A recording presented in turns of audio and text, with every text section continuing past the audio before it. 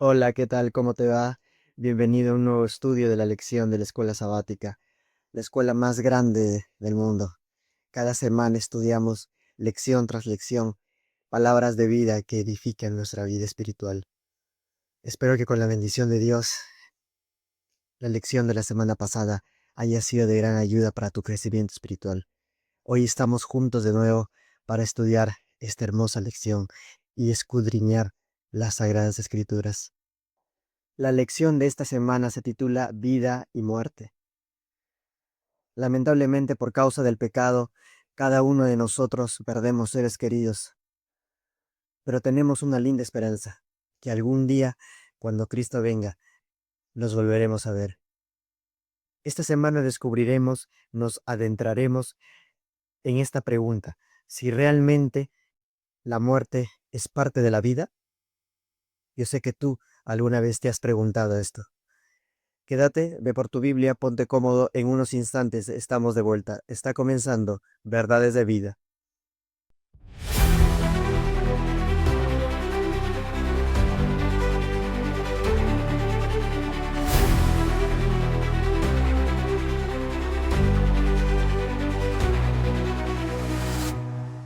Antes de comenzar, como ya es costumbre en nuestro canal, vamos a hacer una breve oración. Si puedes, allí donde estés, inclina tu rostro, vamos a orar. Señor Padre, gracias Señor por estar hoy con nosotros para estudiar esta hermosa lección. Te pido que nos des entendimiento para escuchar tu voz. ¿Qué es lo que nos quieres hablar hoy día, Señor? Gracias por por todas tus bendiciones que nos das. Todo esto te lo pido en el nombre de Jesús. Amén. El versículo central de esta semana de la lección se encuentra en Filipenses 1:21. La Biblia dice: porque para mí el vivir es Cristo y el morir es ganancia. ¿Qué quería decir Pablo con estas palabras? Vamos a desglosar este versículo. Él primero decía: porque para mí el vivir es Cristo. ¿Qué significaba el vivir para Cristo? ¿Qué es lo que para Pablo significaba vivir para Cristo? Él tenía que hacer largos viajes, tenía que pasar por prisiones, tenía que pasar por sufrimientos, pero él, su propósito, lo único que quería era mostrar el amor de Cristo hacia otros. Eso es lo que decía Pablo, para, eso es lo que Pablo decía: para mí el vivir es Cristo. Él, para él vivir para Cristo era reflejar su amor hacia otras personas. Y lo que dice el final del versículo es muy impactante: y el morir es ganancia. ¿Qué significaba para Pablo el morir es ganancia? Que aunque él muera, para él ya estaba designado la vida eterna, la corona para él. Entonces, para Pablo la muerte no significaba miedo, temor, pérdida de tiempo, sino para Pablo la muerte era similitud a tener la vida eterna, el premio más grande que un cristiano va a recibir cuando Cristo vuelva por segunda vez. A eso es lo que se refería Pablo. Nosotros tenemos que adoptar esa misma actitud, ese mismo sentir que tenía Pablo para Cristo.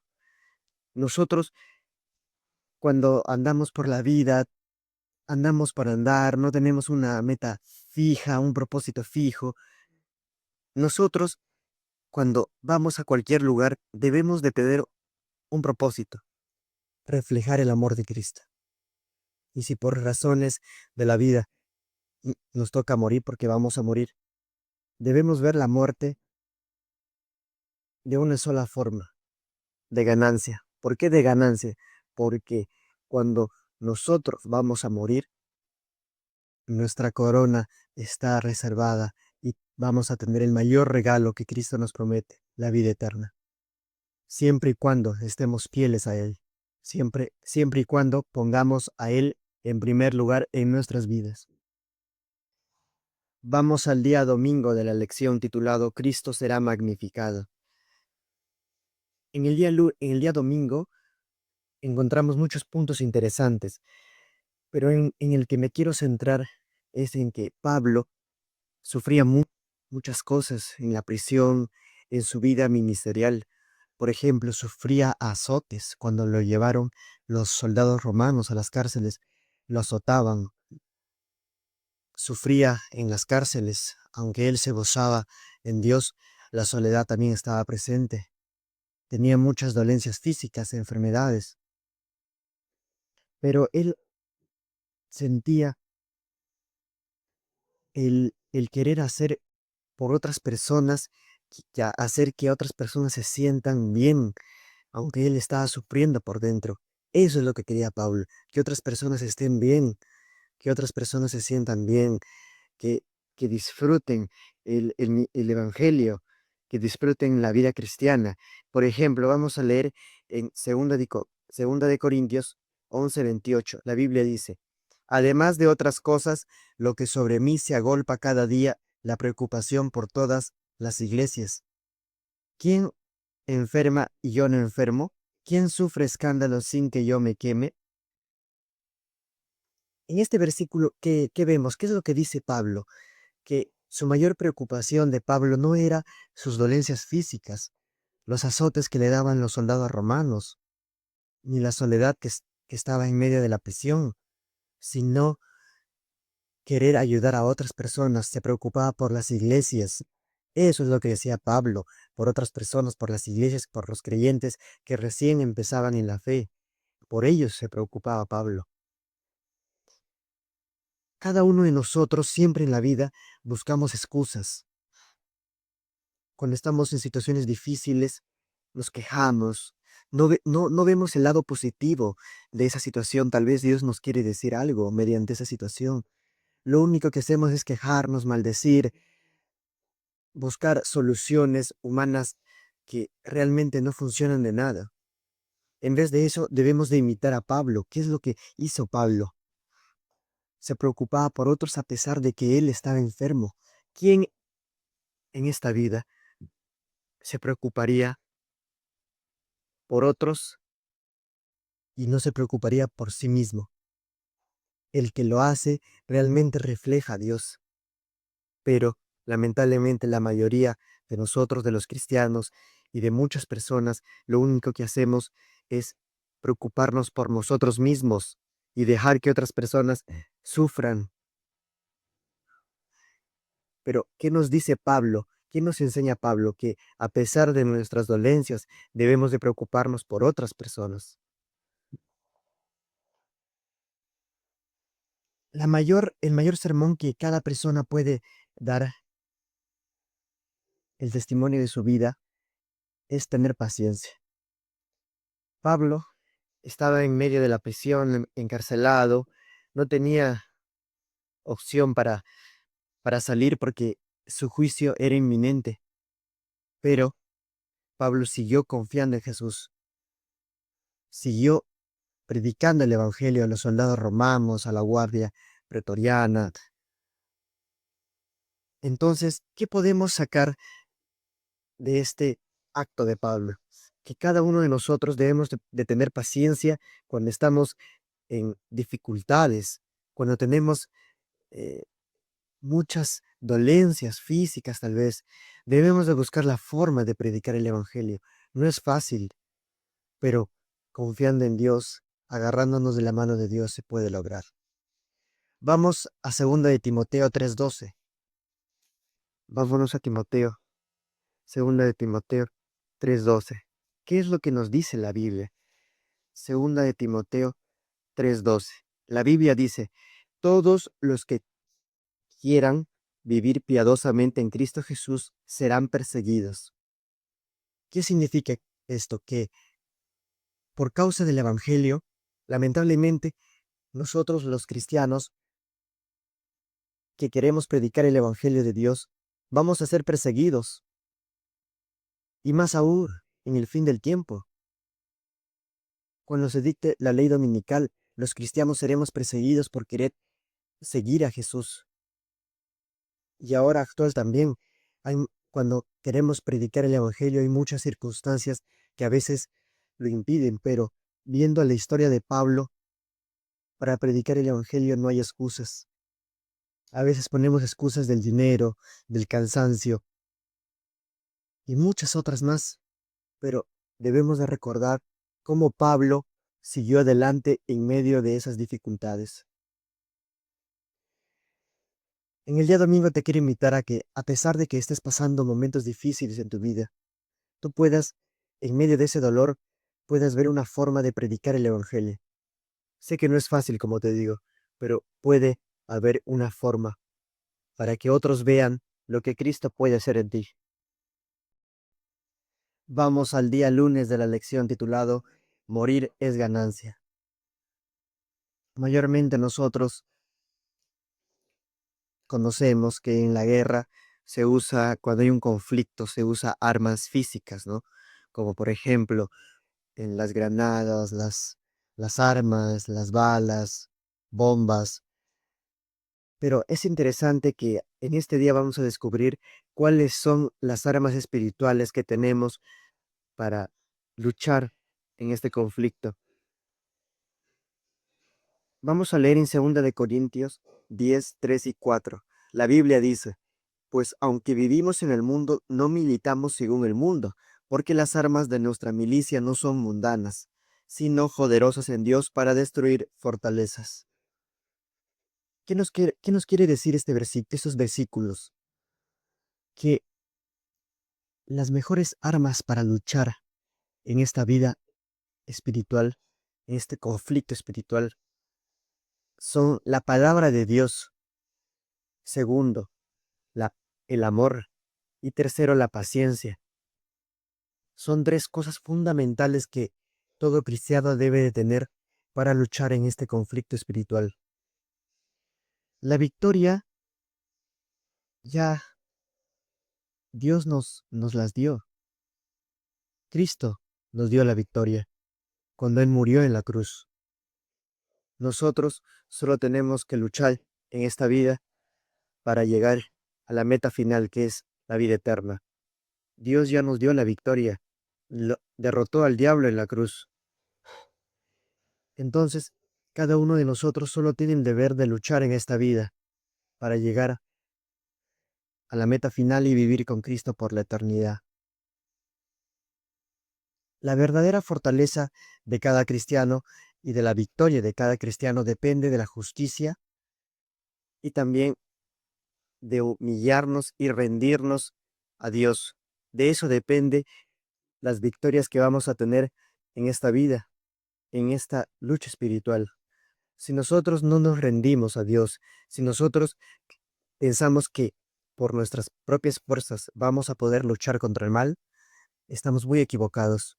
La única forma de obtener victorias contra el mal, contra las tentaciones, contra las acechanzas del diablo, es rindiéndonos a Dios, humillándonos y escuchando su voz, obedeciendo su palabra.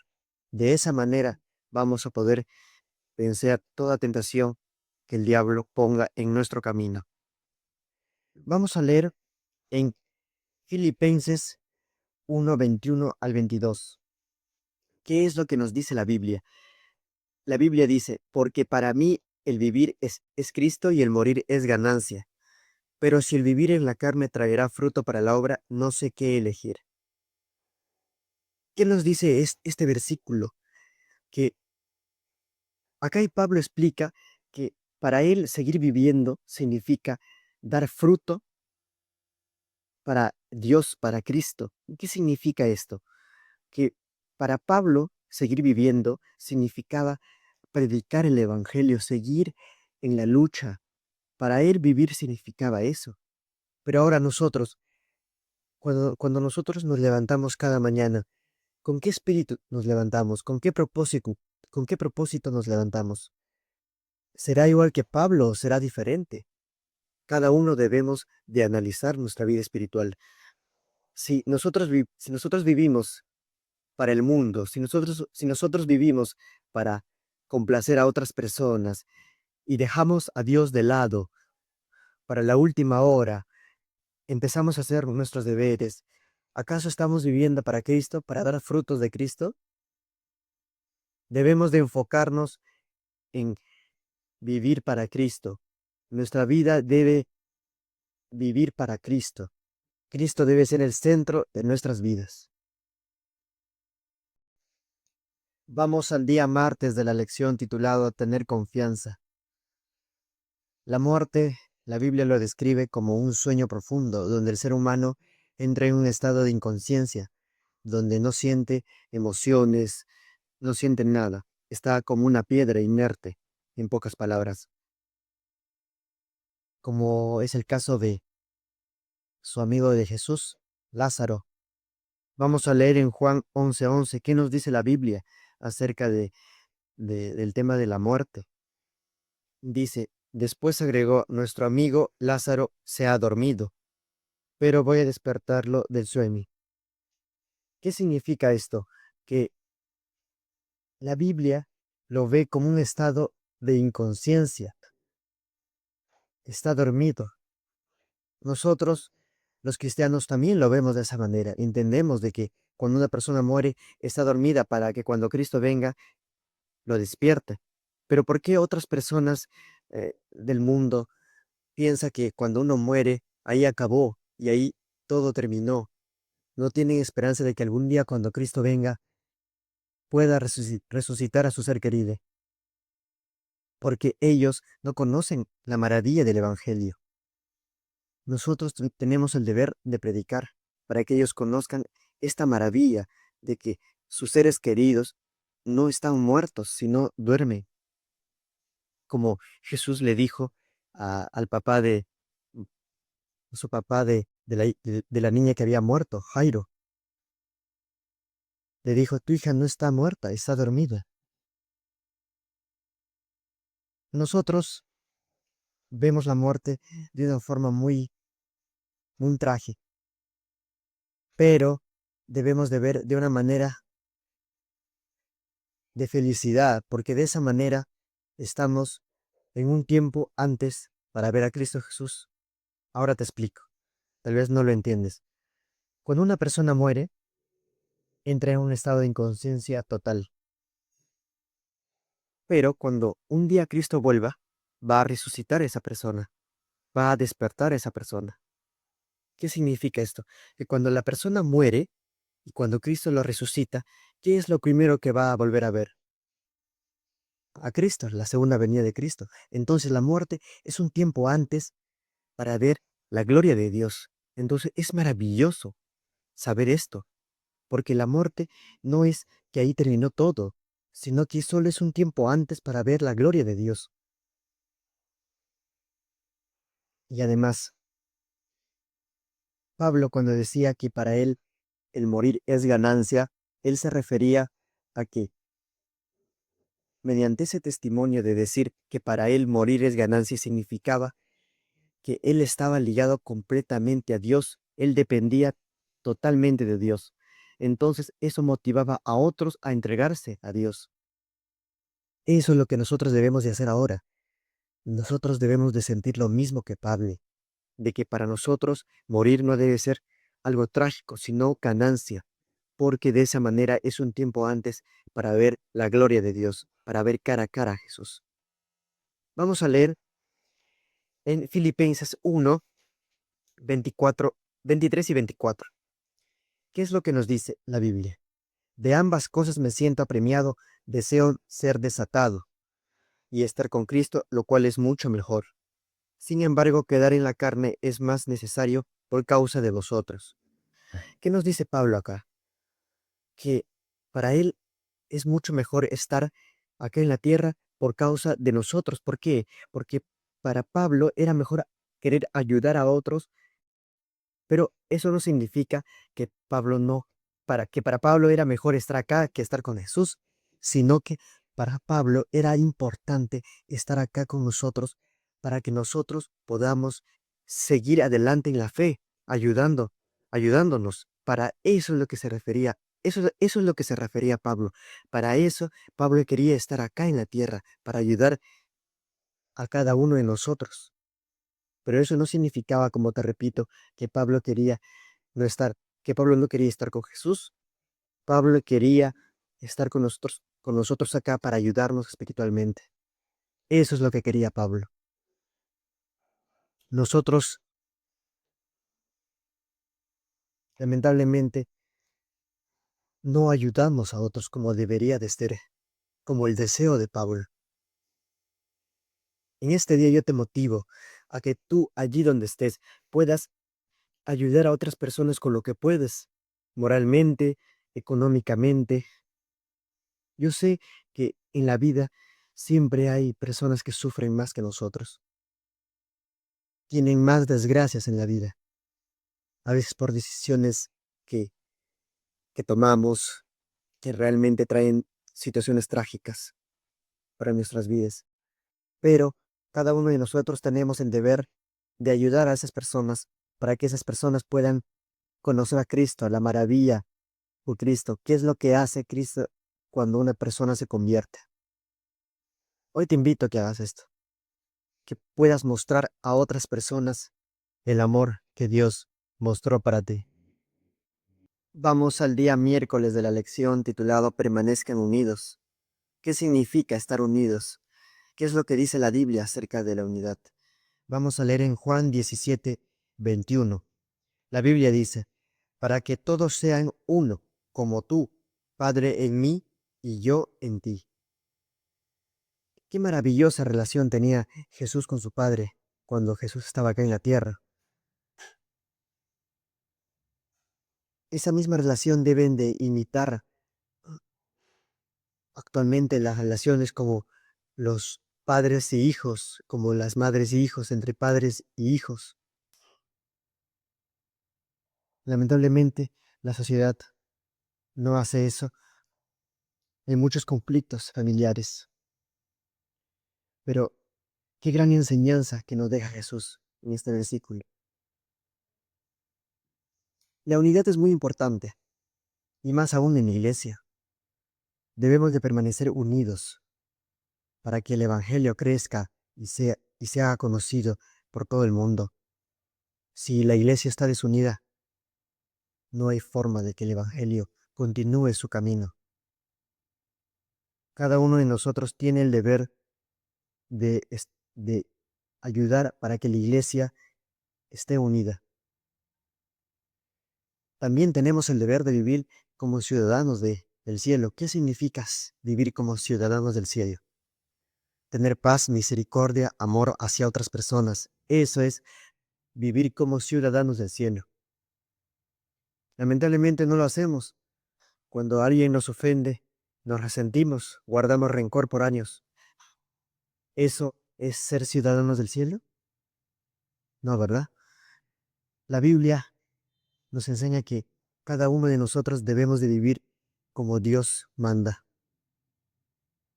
Lamentablemente, como te digo, la sociedad no obedece esto.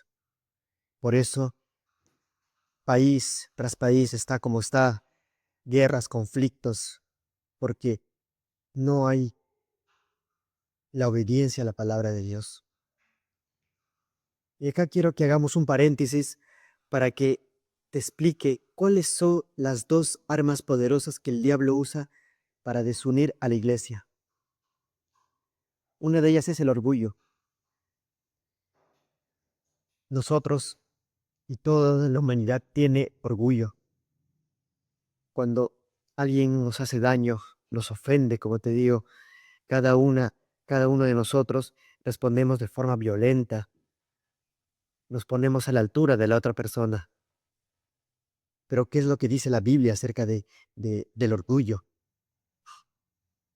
El orgullo es un arma muy destructora que hace que la iglesia y la persona en cualquier ámbito se desuna. Por ejemplo, en la iglesia, cuando un hermano ofende a otro, la otra persona no va a ir a pedirle perdón, la que es ofendida. Entonces empieza la desunión por ahí. Otra arma que el diablo usa para desunir a la iglesia y a las familias también es la ambición por las cosas mundanales, por el dinero. ¿Cuántas personas se van buscando dinero, felicidad en lugares que realmente donde solo encuentran desgracia, miedo, infelicidad, donde no hay paz verdadera que solo Cristo te puede ofrecer? Personas que se van buscando dinero en lugares donde solo encuentran fracasos. Eso es lo que se refiere la Biblia, en que cada uno de nosotros debemos de tener cuidado para que no caigamos en esas dos tremendas destrucciones. En este día te invito a que tú, donde estés, en la iglesia que pertenezcas, yo no sé a qué iglesia perteneces, no sé tu vida, tal vez no te conozca tampoco, pero yo sé que tú ahí puedes ser una bendición en tu iglesia, en tu familia, en tu barrio, en tu vecindario, entre tus amigos. Puedes ser de gran bendición mediante ti, mediante el mensaje que tú transmites, puede ser que otras personas conozcan el Evangelio. Vamos a leer, para terminar este día, en Miqueas 6:8. Vamos a Miqueas 6:8. ¿Qué es lo que nos dice la Biblia acerca Miqueas 6:8? ¿Qué es lo que nos dice la Biblia? Dice la Biblia: hombre, el Señor te ha declarado qué es lo bueno y qué pide de ti, solo practicar la justicia, amar la bondad y andar humildemente con tu Dios. ¿Qué dice acá la Biblia en Miqueas? Que cada uno de nosotros debemos de tener justicia, bondad, amor y andar humildemente con la gracia de Dios. ¿Qué significa tener justicia? De que cuando vemos una injusticia en nuestro diario vivir, debemos de poner un alto y poner justicia. Cuando hay injusticias, debemos de poner justicia. De esa manera haremos honor al nombre de Dios.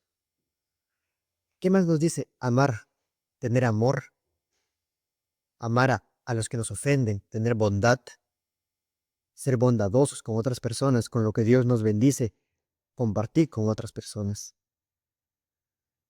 Bueno, en este día, en el día miércoles, hemos aprendido que cada uno de nosotros tiene el deber de ser ciudadanos del cielo. Hoy te invito a que tú seas una ciudadana, un ciudadano del cielo. Vamos al día jueves de la lección titulado Unidos y sin temor. Qué linda frase, ¿verdad? Unidos y sin temor. Vamos a leer en Filipenses 1, 27 y 28. ¿Qué es lo que dice la Biblia? Solo que os portéis como es digno del Evangelio de Cristo. Entonces, sea que vaya a veros o que esté ausente, oiga que estáis firmes, en un mismo espíritu, combatiendo unánimes por la fe del Evangelio. En nada os dejéis intimidar por los que se oponen, lo cual para ellos es indicio de perdición, pero para vosotros de salvación.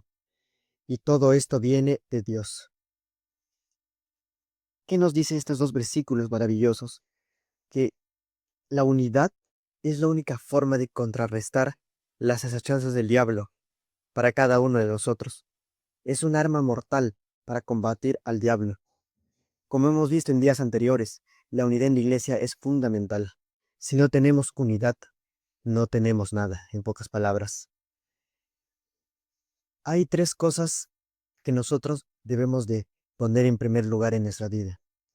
La unidad, la misión, la verdad, son armas muy potentes que hacen que el Evangelio siga adelante, que hacen que el Evangelio continúe su camino extraordinario.